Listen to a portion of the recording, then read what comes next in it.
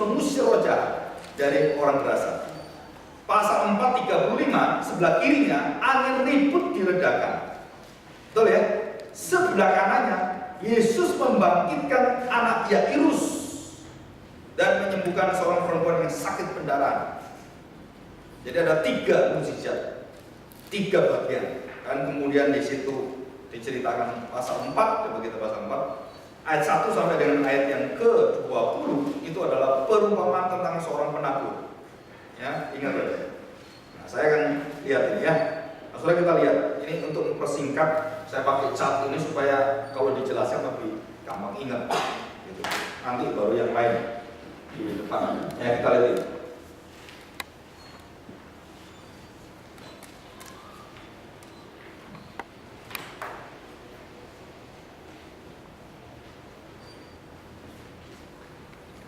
Nah, kita lihat ini. Orang buta yang disembuhkan Tuhan Yesus. Terus kemudian 3 mukjizat yang dimulai dengan badai, legion, dan anak Yairus. Betul ya? Terus kemudian perumpamaan tentang tanah. Seorang penabur, Yesus sendiri. Dan benih. Benih itu juga Yesus. Jadi Yesus yang menabur, Yesus yang menanamkan dirinya. Betul ya? Yesus kan nabur. Juga dia ditabur juga ya, dia tanam benihnya itu ya firman dari diri sendiri. Nah, setelah itu menempel saja, tertanam, tetapi ada 2 tertanam. Yang satu adalah tidak berakar, kemudian baru yang satu berakar bertumbuh. Di sini. Nah, Bartimeus itu ada prosesnya. Proses Bartimeus mendapatkan mukjizat. Yang pertama, perhatikan baik-baik. Alkitab mengatakan dia buta sejak lahir. Sejak dalam kandungan. Dan tidak ada seorang nabi yang bisa berbuat mencelikan mata orang yang sejak lahir buta, termasuk dalam Yohanes juga ada. Ya, Bartimeus. Nah, saudara, buta melihat, tapi belum ngerti, belum tahu. Saya percaya orang Kristen, hampir semua orang Kristen ada di level ini. Apa yang dilihat? Manusia seperti pohon. Nah, kita dalam iman kita sama seperti itu. Ya. Jadi kalau kita lihat, ini sama posisi nomor 2. Ini nomor 2. Ya. Nah, terus ini kemudian legion ini paling berat. Nomor 2. Jadi manusia tidak bisa mengontrol diri. Jadi orang kerasukan itu yang mengontrol itu setan. Banting setan, angkat, lompatkan ke sana. Sudah pernah lihat ini kan? Belum ya? Lari gitu ya. Jadi orang itu bisa banting exorcism namanya. Dan itu betul-betul ada, bukan nggak ada. Nah, kita lihat gitu ya. Terus perhatikan, kenapa di nomor 2 ini ada suatu problem yang luar biasa? Kenapa di perumpamaan tanah penabur dan benih ini itu di nomor 2. Waktu seseorang itu tidak berakal dan dia terima firman, tapi dia tidak berakal, itu sama dengan proses yang di sini. Dia belum tahu itu manusia, bukan nggak tahu dia. Manusia, kok kayak pohon? Di situ. Manusia atau pohon? Orang buta kan belum bisa bedakan manusia atau pohon. Karena seumur hidup dia nggak tahu pohon itu siapa, manusia siapa. Loh, karena buta sejak lahir. Oh, pohon itu begini-begini, terus dia lihat tuh manusia jalan-jalan, loh pohonnya kok jalan ya? Nah, namanya orang buta kan, nggak pernah lihat apapun gitu kan. Tiba-tiba terus dia mulai sama-sama lihat ini. Nah, iman yang sama-sama inilah yang Tuhan akan kerjakan, dan inilah posisi daripada orang Kristen dan murid-murid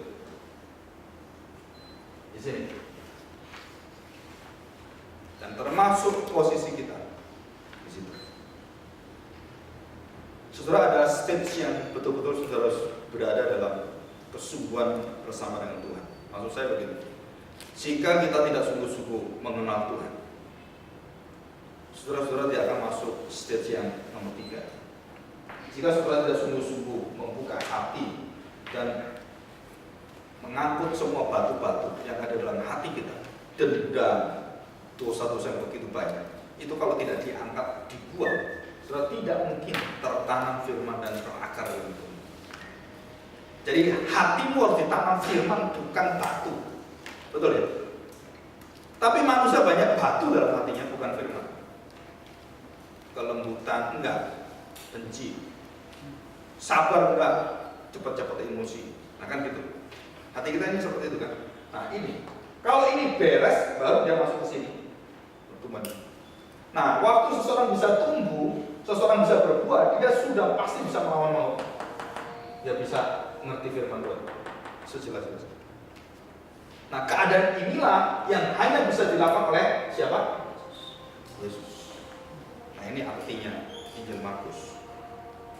Jadi Injil Markus menyatakan bahwa manusia itu tidak mampu menghadapi alam semesta, tidak mampu menghadapi legion.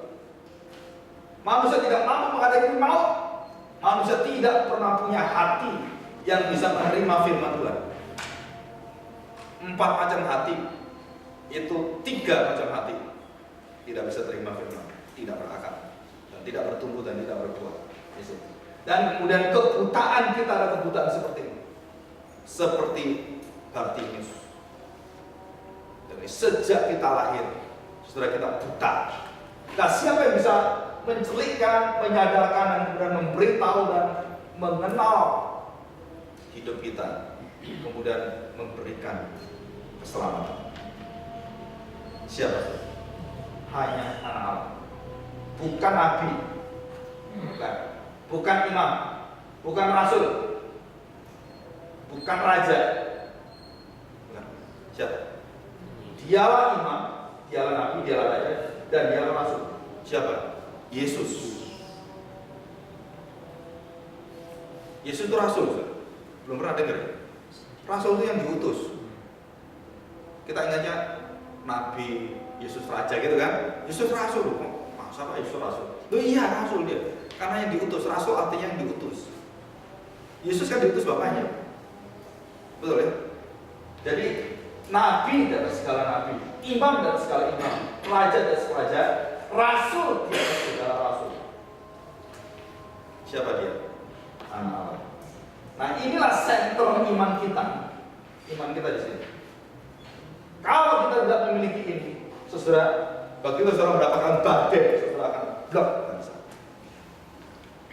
Begitu dapatkan firman Tuhan, nah saudara ingat game, ingat kesenangan, entertain semuanya. Dengan firman Tuhan, oh tuh ingat ini, aduh, Mahabharata. Konsentrasi udah hilang. Nah itu yang pelan. Murid-murid itu 3,5 tahun, 3,5 tahun sampai titik akhir terakhir, sampai terakhir Yesus disalibkan. Saudara, 3,5 tahun. Saya percaya itu kalau Tuhan Yesus manusia biasa, wah diusir semua murid-murid. Tidak mungkin. Jadi kuasa Tuhan Yesus memberikan hatinya pada manusia bagi untuk melayani, bukan dilayani, itu betul-betul seperti ini. Karena tidak ada seorang pun yang melayani Allah.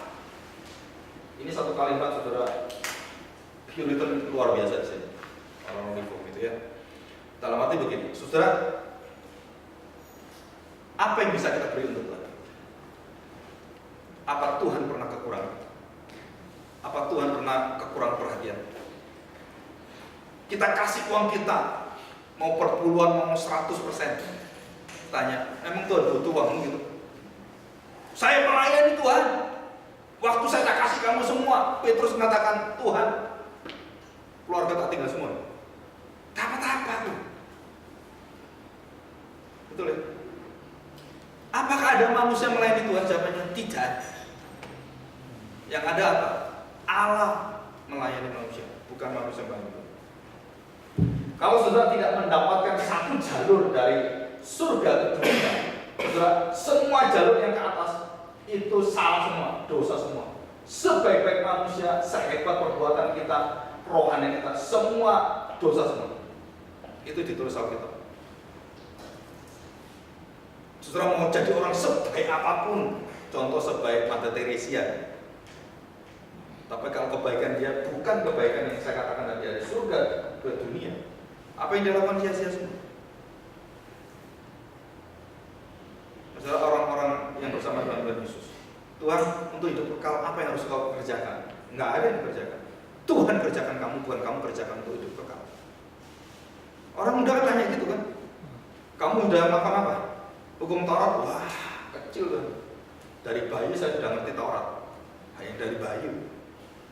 Kenapa? Mamanya udah totok Tauratnya gitu ya. E3, totok Taurat. Hebat itu, sampai bayi pun lahir itu semua prosesnya Taurat semua itu. Dicuci hari ke-8, disunat, semua lengkap semua. Tuhan katakan apa? Apa hidup kau bisa lakukan seperti itu? Enggak, kamu cuma satu kurang. Kurang apa? Bukan kurang aja. Kurang apa? Setelah kurang apa? Nggak pernah berserah pada Tuhan. Engkau andalkan semua itu. Engkau tidak pernah katakan, Tuhan, ini anugerah. Itu kurang. Coba lepas semua hartamu di sana. Suruh lepas harta ya bisa. Kalau hari ini sudah ditanya, mau hidup kekal, lepas hartamu.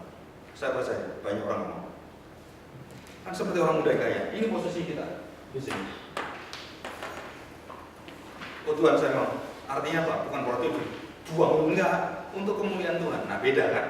Di situ. Jangan salah pikir gitu ya. Oke, kita lanjutkan nanti setelah sesi satunya. Oke, terima kasih. Saya serahkan kembali kepada kami.